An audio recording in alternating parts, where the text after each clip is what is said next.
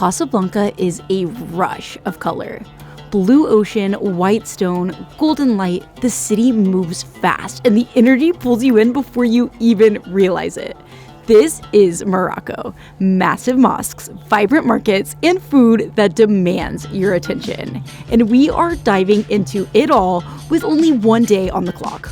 We're Madison and Ivan, and we are on a transatlantic cruise going all the way from Barcelona, Spain to Miami, USA. And this is the stop we have been most excited for. Let's madventure. We're talking in Morocco.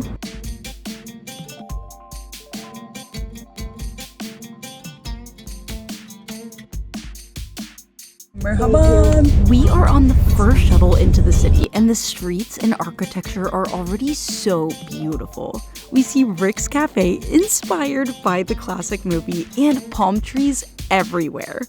The bus drops us off at United Nations Square, where there were, of course, a ton of people offering tours and taxis, but it's actually super walkable here, and we love to walk to see as much of the city as we can. We met so many adorable locals as we walked, and we passed Sacred Heart Cathedral, built in the 1930s. It's really cool to see this combination of architectural styles, very Art Deco, but you can really see that local Moroccan flair as well. And now we have made it to Casablanca. We are here at Arab League Park, and this is absolutely stunning. So many palm trees, so beautiful, manicured, just stunning. And then the tile work over here on the fountain, like Morocco is already so beautiful, and this is like the first spot we're stopping in. But just coming in on our shuttle was like every single building we saw, we were like, oh my gosh, look at this, oh my gosh, look at that. The architectural styles here, like we're seeing like Art Deco, we're seeing more like traditional Moroccan style buildings, we're also seeing like these stunning modern places. Fantastic, like I'm so happy to be here.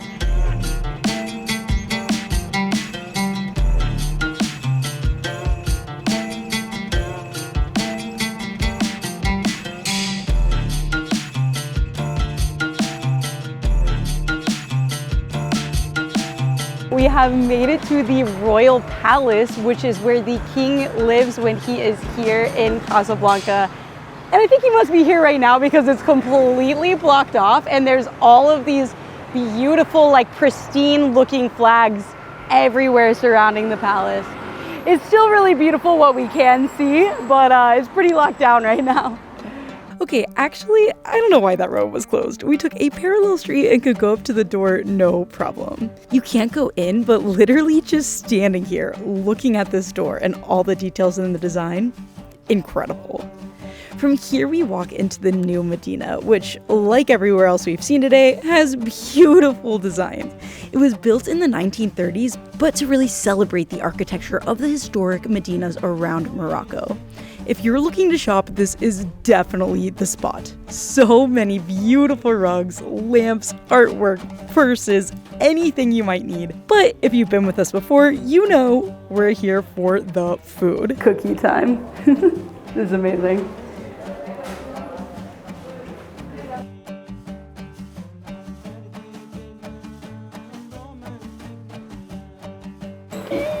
Got the goods. One of the top things on our list to do here in Casablanca was actually to come to the most amazing bakery. This is Patisserie Bennis Habous. I don't know. I'm sorry. I'm probably going to butcher all of these proper nouns today, and I apologize profusely. The hard thing is when you only have one day to explore a place, you don't have enough time to properly learn how to pronounce everything because you're too busy trying to take in as much as you can. But speaking of taking in as much as we can, we have several of the top cookies here in Casablanca. This place is amazing. Like, it is so beautiful. It's been around since 1938. It's actually stunning inside with just piles and piles of these delicious local sweets and just filled with locals, so you know you're in the right place. We waited in a line to get our pastries and we just said, what is the best? And he handed us these three. Then he so kindly threw in an extra cookie. So our first cookie is Kab Ghazal. It's this crescent moon shaped cookie filled with almond paste and like an orange oil.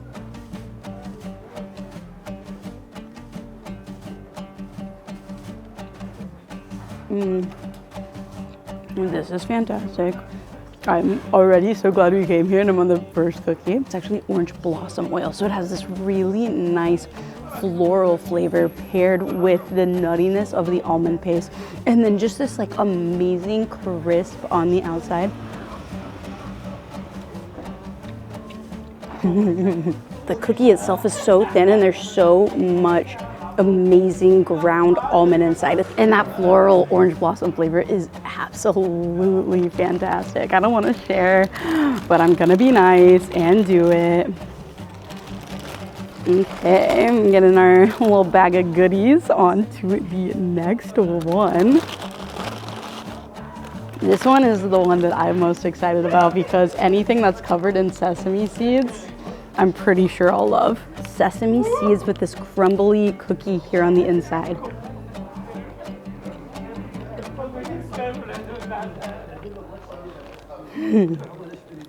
I might need to buy more. This is so nice. The roasted sesame seeds are fantastic. And because of the almonds, you know, you feel like it's like a little bit healthy. You're like making a good decision. This is great for you. Both cookies we've had so far definitely have this sweetness in it, not overly sweet. And the almond flavor is like real almond flavor. Because I know some people, Ivan isn't a big fan of like almond extract, like sweets with a lot of almond extract, but you're getting real almond here. So like the nuttiness of the almond plus the nuttiness of the sesame seeds, and then just that delicious sweet. I really, really like the texture of this one too. It's once again, it's like a little pasty as well, like a slightly soft cookie texture. And you may have had more than half of this one.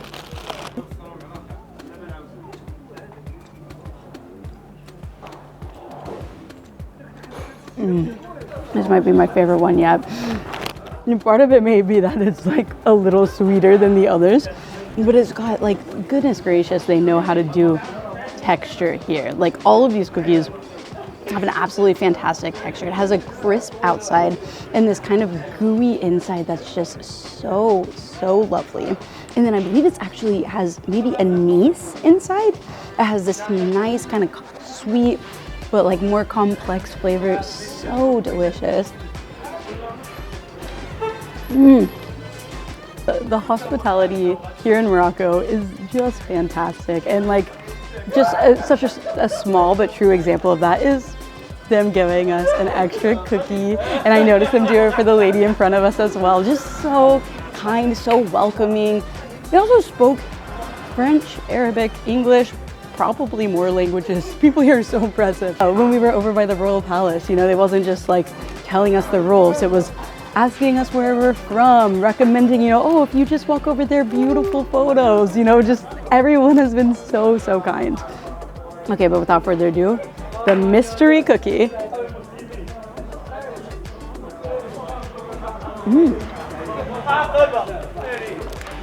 You can kind of see it here, just how perfectly they get this gooey texture on the inside, the crisp outside. Has more almond flavor to it as well. It's so good. All of these are so good. We might actually have to buy more. I've been asked, but now we can know which ones to buy more of, except it's gonna be all of them. They're all so, so good. I mean, from start to finish, this place is stunning. The people there are lovely. You have to check out the piles and piles of cookies. It's so like just captivating to take in. And the actual cookies themselves are fantastic. When a place has been around since 1938, you know it's gonna be good, but this has exceeded even my wildest dreams. So amazing.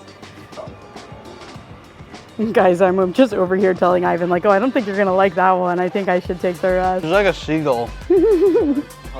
Mine. I'm gonna Finding Nemo.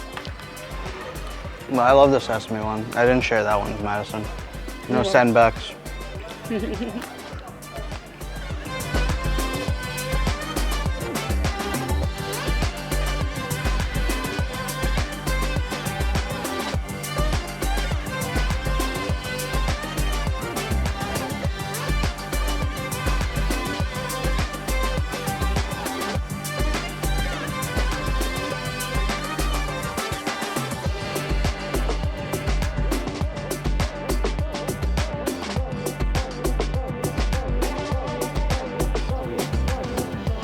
This is amazing. I feel like when we come somewhere like this, it makes me wish we had a house and weren't full-time travelers, just so we can buy these incredible works of art.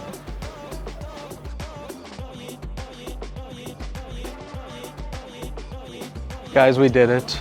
We came to the olive market and we couldn't help ourselves. We kept getting like, oh, would you like to try this one? We're like, yeah, I'd love to. But then once we were done, we're like, oh, can I also try that one? It looks so good. And we ended up with a bag full of them as well. So we love our olives. Yeah, this gentleman saw us looking and just started offering us, would you like to try this one? Would you like to also try this one and this one? And we just kept trying. And we liked all of them. So how can you say no? Good. Oh my goodness. Got a whole little sampler, 3 different kinds. But you guys, this place is absolutely epic. Some of the best olives you could ever have in your life. Oh. Just amazing. If you haven't had fresh olives like this before, you haven't had olives, you know? Like yeah. Like black olives on a pizza is not the same as what you're getting here. Even if you've like tried like the Kalamata olives at a grocery store, it has nothing to this. It's like the marinade, the spices. Marinated ones. We have garlic, we have spicy, we have...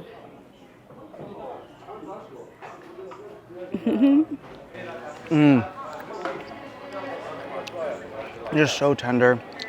It just soaks up that flavor of the marinade as well. And these, like, you know, like olives, they've been in a can or a tin for a very long time. They're like almost like sour, bitter, like none of that. It's just like buttery, smooth. A little bit of that like aged fermented flavor, but absolutely delicious. Oh man.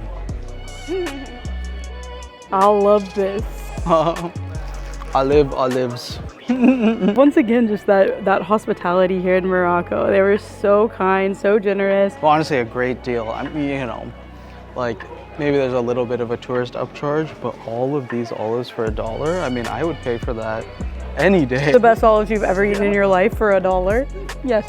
And a variety pack too. They'll be like, oh, some of those, some of those, some of those. Perfection. This is so nice. It's funny too because like getting off the ship, so many people are like, oh yeah, I'm going to the market. And they mean, you know, the market outside of this where you buy rugs and you buy lamps and you buy just, you know, like amazing home decor. And I was like, yeah, me too. And the market I'm talking about and I'm the most excited about is this olive market. So good though.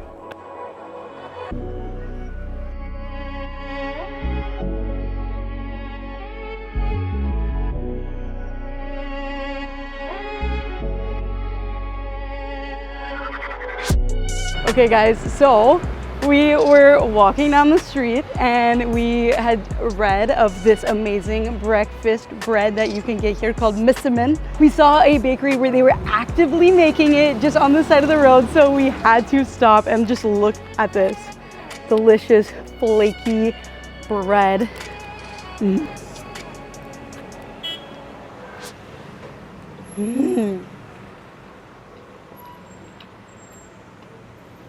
This is so good.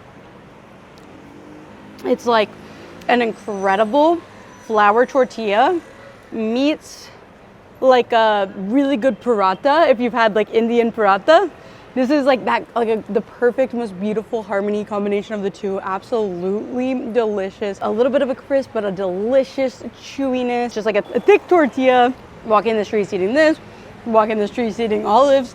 No matter what, when you're in Casablanca, you're gonna be walking in the streets eating something because there's so much delicious food here.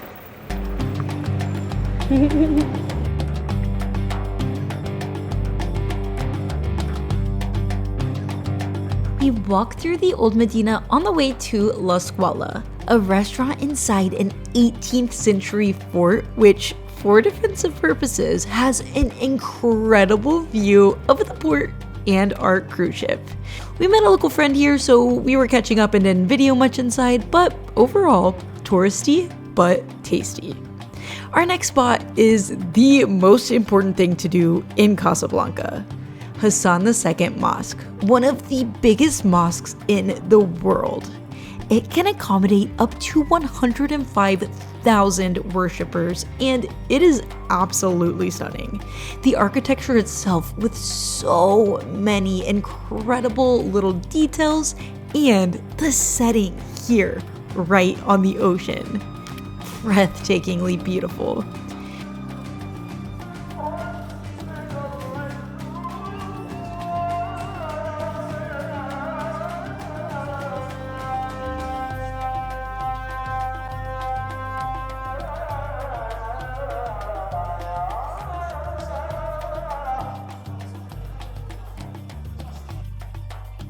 We head back to United Nations Square for one last taste of local culture. A cafe. So crazy. Our friend that lives here said that the weather we experienced today is nothing like she's ever seen since living here in Casablanca. It was like so windy, filled with dust, like pink dust. Like you could literally look in the distance and see like just the sky was pink. It rained like 3 different times. But now I think this is your proper Casablanca weather. Beautiful blue skies. If Ivan and I have a little bit of insane hair, that is why. So please bear with us. It has been, as you can see, it is a windy day. But we couldn't leave Casablanca without experiencing the cafe culture. The cafe culture here is so strong. We've actually seen, like, I will say, I think it's stronger with the men. Like, you walk past so many cafes at all times of day, completely filled with gentlemen just sitting by themselves, enjoying a tea or a coffee. That is the vibe here in Casablanca. So much fun. But we got a mint tea, and our friend that's from Casablanca told us that the traditional way was to pour it from as high as you can to like aerate it. Higher, higher, higher. We serve the mint tea in a glass cup traditionally, so it's a little hot. But also you get to see the beautiful color. And you can see I even got it a good pour with some bubbles here on the top.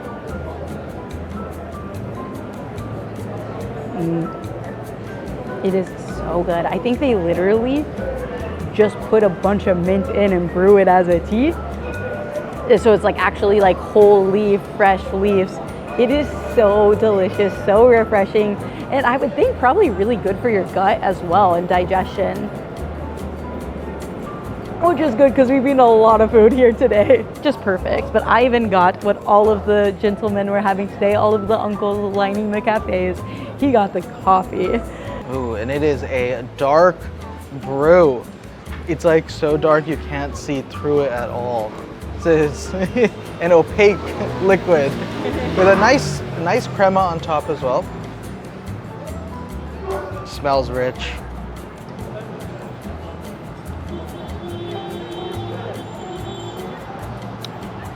That is a sipper. Really reminds me of, in Miami, Cuban coffee. It has that like dark, rich, throat, hair on your chest sort of flavor to it. Take a little sip, you sit it down. But if strong coffee is not your thing, they also serve it with sugar, but they also have like a half and half variant where it's this coffee rich flavor, then nice cream or half and half on top. I like a strong cup, so this is for me, but now I understand why all the unks at the coffee shops are very slow and sipping it and relishing it and enjoying the day, because this is not a Starbucks Frappuccino that you can just take it easy. We have had such a fun, beautiful, and delicious day exploring this modern Moroccan city. We know there is so much more to see and experience in Morocco, so while we're leaving for now, we are headed back here very, very soon. Thanks so much for joining us for this madventure. Please hit those subscribe and like buttons. It helps us so much, and we'll see you on the next one.